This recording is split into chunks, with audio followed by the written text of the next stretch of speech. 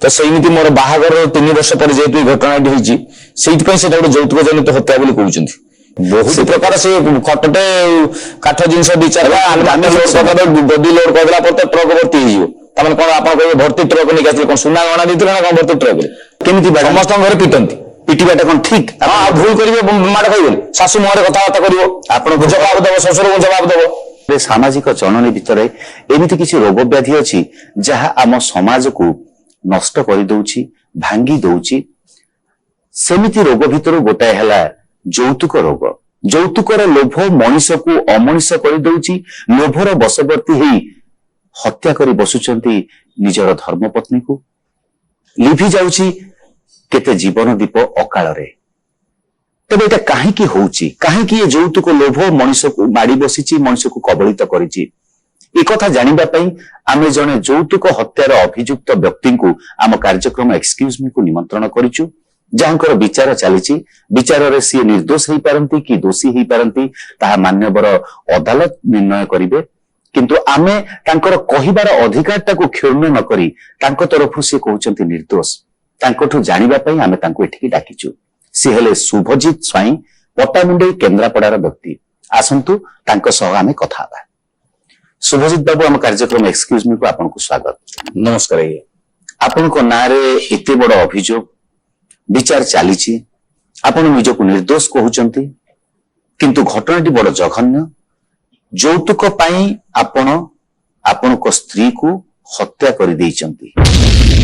ई कथाटी आपण सिमित कहि परिबे नहीं जे पर्यंत मते कोर्ट तार डिसीजन न देछि माननीय अदालत तांकर निष्पत्ति न देछि से पर्यंत आपण मु मारि दिछि बोली कहि परिबे नहीं कि मते हत्या करि कहि परिबे। अभियुक्त कहि परिबो। अभियुक्त कोंतु पुलिस पाखरे किछि सेमिति प्रमाण अछि जोथरु से संदेह करूछि जे आपनको स्त्री को मारि देइचंती। तबे यौतुक कथा जोठी आसुछि आपण बाहाघर बेले यौतुक दाबी करिथिले ना कथा मु कहि जे सरकारଙ୍କର ଗୋଟେ नियम अछि आईन व्यवस्था रे ଗୋଟେ कथा अछि जदि बाहाघर 7 वर्ष भितरे स्त्री मरी जाउची ताले झीर बाप माने बापा घर तरफ गोटे यौतुक जनित केस से दायर कर परिबे।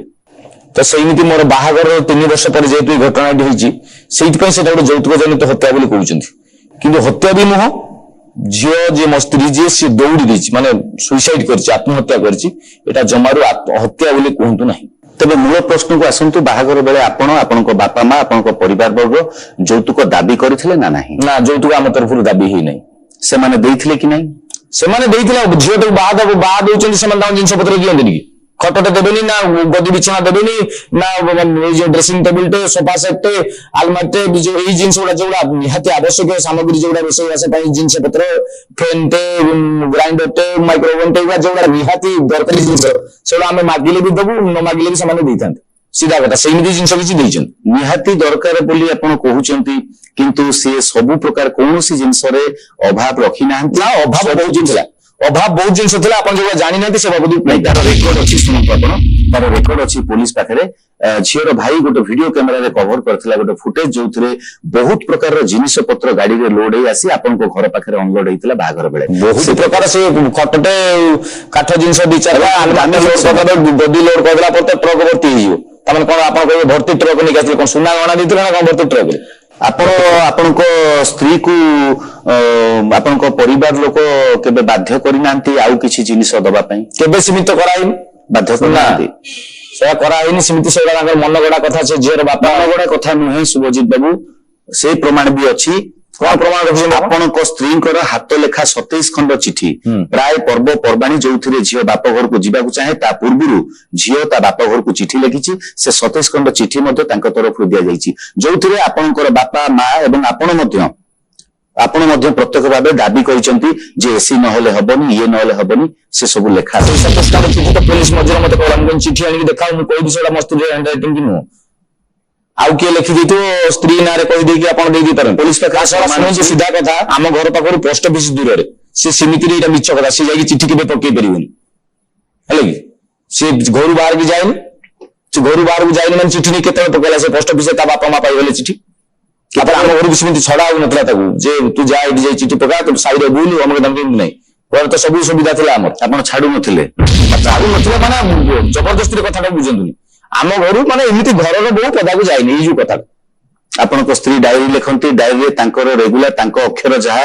ସେ ଅକ୍ଷର ସହିତ ସେଟା ମେଳ ଖାଉଛି ଏବଂ ଯୋଉ ମୁଁ ଜାଣିନାହିଁ ୱାର୍ଡ ସବୁ କଣ ଆପଣ ଦେଖନ୍ତୁ। ଆପଣ ଜାଣିନାହାନ୍ତି?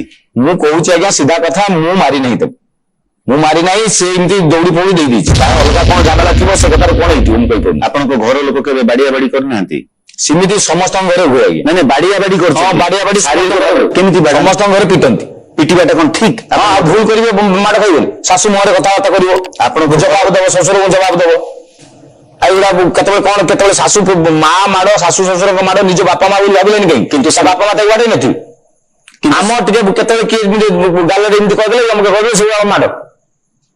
ସେ ଯୋଉ ମାଡର ମାତ୍ରା ଏତେ ହେଇଗଲା ଯେ ପଡିଶା ଘର, ଆପଣଙ୍କ ଆଖପାଖରେ ଥିବା 3ଟି ପରିବାରର ଘର, ତାଙ୍କ ପର୍ଯ୍ୟନ୍ତ ତାହା ଶୁଭିଲା ଏବଂ ଆଜି ସେମାନେ ମଧ୍ୟ ସାକ୍ଷୀ ଦେଇଛନ୍ତି।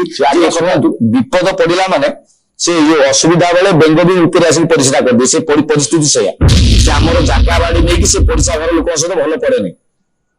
ସେ ଜଣେ ଆମର ଦାଦା ଏବେ ଦାଦା ହିସାବରେ ଏପଟ ସାଇଡରେ ଆଉ ଜଣେ ସେ ନୂଆ ଲୋକ ରହିଛି, ସେ ଜାଗା ବାଡି ବାଡ ଘୁଞ୍ଚା ଘୁଞ୍ଚି ନେଇ 2 ଜଣଙ୍କ ଭିତରେ ଝାମେଲା, ତେଣୁ ତାଙ୍କୁ ସୁଯୋଗ ମିଳିଗଲା, ସେ ବର୍ତ୍ତମାନ ତାଳି ମାରୁଛନ୍ତି। ଆଉ କଣ ଆମେ ଆଜ୍ଞା ଯାଇକି 50 ଥର ଅଟକେଇଥିଲେ, ଆମ ଘର ଭିତରୁ ପଶିଯିବେ ଏମିତି ଆସି ମୁଁ ମୋ ସ୍ତ୍ରୀକି ବାଡଉଥିବି, ସେ ଆସିକି ଭଦ୍ରଲୋକ ଦେଖି ଛଡେଇକି ନେଇଯାନ୍ତି ନା କଣ କରନ୍ତି। ଠିକ ଅଛି, ଆପଣ ସେଇମାନଙ୍କ କଥା ଶୁଣୁଛନ୍ତି, ଶୁଣନ୍ତୁ। ନାଇଁ କିଛି ପ୍ରମାଣ, ସାକ୍ଷୀ ପ୍ରମାଣକୁ ନେଇ ମାନ୍ୟବର ଅଦାଲତ ତାଙ୍କ ନିଷ୍ପତ୍ତି ନେବେ। ଆପଣଙ୍କ ବିରୁଦ୍ଧରେ ସବୁ ଯାକ ପ୍ରମାଣ ଅଛି, ଆଉ ଗୋଟେ ପ୍ରତ୍ୟକ୍ଷ ପ୍ରମାଣ ଅଛି, ସେ ବିଷୟରେ ଆମେ କଥା ହେବା। ଗୋଟେ ନେଇଯିବା ବିଜ୍ଞାପନ ବିରତି, ଏଇଠି ନେବା ଗୋଟେ ବିଜ୍ଞାପନ ବିରତି, ତାପରେ ପୁଣି ଶୁଭଜିତ ବାବୁଙ୍କ ସାଙ୍ଗରେ ତାଙ୍କ ପରିବାରରେ ଘଟିଥିବା ଏକ ବଡ ଦୁର୍ଘଟଣା, ଯୋଉ ଦୁର୍ଘଟଣା ପାଇଁ ତାଙ୍କୁ ଦାୟୀ କରାଯାଉଛି, ତାଙ୍କୁ ଅଭିଯୁକ୍ତ କରାଯାଇଛି, ସେ ବିଷୟରେ କଥା ହେବା। ଭଲ ପାଇଲା ବେଳେ ଏଇଟା ମୋର ଲଭ୍ ମ୍ୟାରେଜ। ହଁ ସେ କଥା ବି ଅଛି ରେକର୍ଡରେ। ଲଭ୍ ମ୍ୟାରେଜ, ଭଲ ପାଇଲା ବେଳେ ମୁଁ ଯୋଉ ସୁଧାର ଝିଅଟେ ବୋଲି ଭାବିଥିଲି, ସେଟା ବାହା ହେଲା ପରେ ମୁଁ ଦେଖିଲି ସେ ସେଇଆ ନୁହଁ। ମାନେ ଖୁର ମୁହିଁ ଯୋଉ ଥାନ୍ତି ଖଣ୍ଡା ଖାଇ, ସିଏ ଗୋଟେ ସେଇଆ।